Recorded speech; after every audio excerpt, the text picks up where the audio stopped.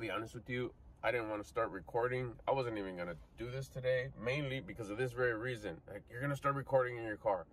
All your videos are in your car. Can you, like, maybe get a little... And you know what? I turned around and said, yeah, it's the reality that you're in your car a lot. Just go. I was like, yeah, I guess you're right. So here we are. A few things we're going to get through today. Mainly is the mental. I've decided, well, I was strongly suggested, and again, the final choice is yours. So in this case, it was mine. I'm going to take the advice. I took it ends up going to be 3 days off of lifting, of exercising. Not so much exercising, but working out to try to get my arm to heal. It hurts. It still hurts. I went to the doctors. It's not really hurt. It's just inflamed. So just been icing it like hella a lot. And it's not hurt. Muscles are cool. Nerves are cool. Bones are cool. It's just inflamed. So been icing it like crazy and took days off. Coincidentally, I increased my food intake a little bit. I won't even get into the numbers and calories or none of that because I don't know really much of what I'm talking about. I do, but I don't. Oh, my order's here. I'll be right back. Now I'm understanding why a lot of people don't talk about their numbers. Like right now, I was about to say, you know, the calories, the carbs, the proteins, the fats, but it's different for everybody. But once you find out and start living the benefits of tracking your food, in this case, I'm tracking my macros, which is like one of the most amazingest things that I've ever done in my life. Once you start doing that and you see how much benefit there is to it, how much I stutter a little bit. I kind of get caught up because it's just so much. It's emotional, it's physical, mental. There's the advantages of tracking your food, the discipline. Oh, don't get me started. The discipline is just crazy high. Your gifted confidence. Tracking your food has just been one of the most beneficial things that I've ever done. And just self-development in life and in health.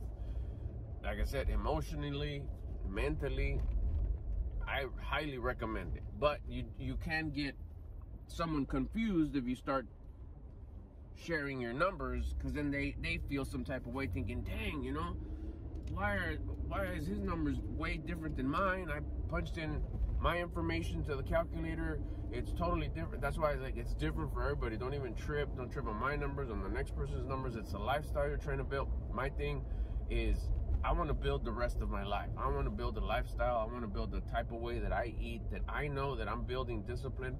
I'm gaining confidence. I'm staying on track. But at the same time, I'm enjoying the process. I'm enjoying my lifestyle that I'm building. So don't trip on anybody else's numbers. Learn your numbers. Go through the learning curve. Understand what foods you should be eating. What are different types of foods? How much food you should be taking in? How many times a day works for you?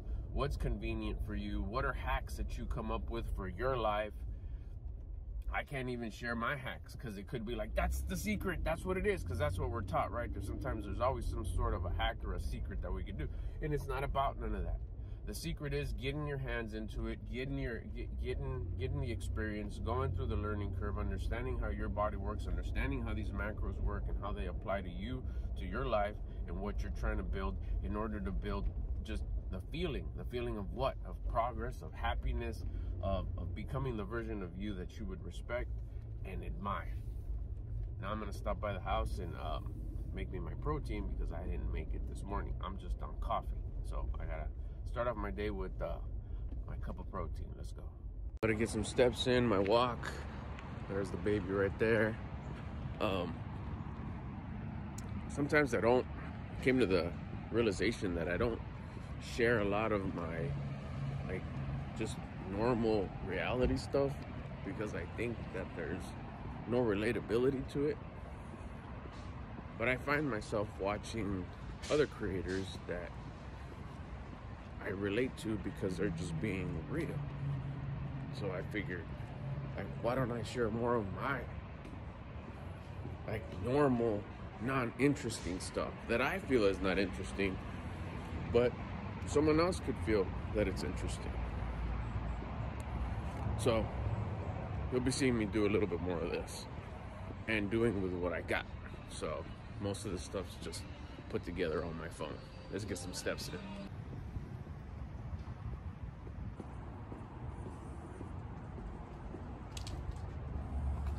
So this is the kind of stuff that frustrates me right here, that gets a little bit on my nerves, that tests me to see if I'm gonna stay in character or break character. So I got it on my car to put in some steps, get some light cardio in, right? As I take off, now I'm not like close to my car. Now I'm in it to win it now. I get a notification that my battery's low. It's like, oh, that right there. Instant moment of making a choice. Life happens to me or life happens for me. This is where you gotta switch it. Well, me anyways, I gotta tell myself, look it, don't be a baby about it. If it's happening for you, get your steps in. You already got a little bit of breathing going, so that's good. Make your way back, plug your phone in. But I'm just so accustomed to becoming the victim right away. Like, oh, I can't believe it. I just started. I was supposed to get a walk in. Now I gotta go back and plug in my phone. Why didn't I check? All those things are true, but it's just perspective. You see it as a victim, it's happening to you. You see it as a disciplined person, it's happening for you. Like, yeah, you should have been paying attention. You should have checked your battery. And now guess what? You get to put the hurry upness on, walk back to your car, plug your phone back in so you don't miss out on any orders that come in. No longer frustrating when you change your perspective. So this is just self-training that I go through consistently.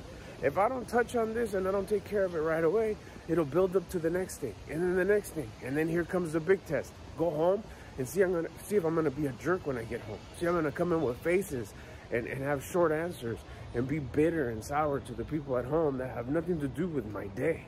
That's a battle that I fight every day.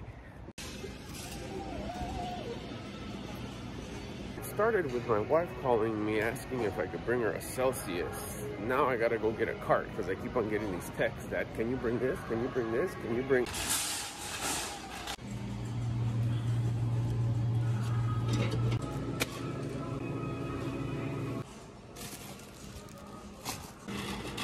Ever see people at the grocery store and think, dang, I know you from somewhere, and you can't figure out where?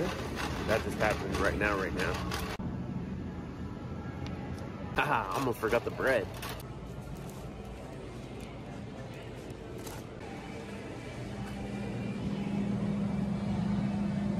That's some throwback ice cream right there. Personal space, if you're still into that whole school thing, like, teach the kids to give each other space. You don't have to be so tight up against each other. Teach personal space. Just,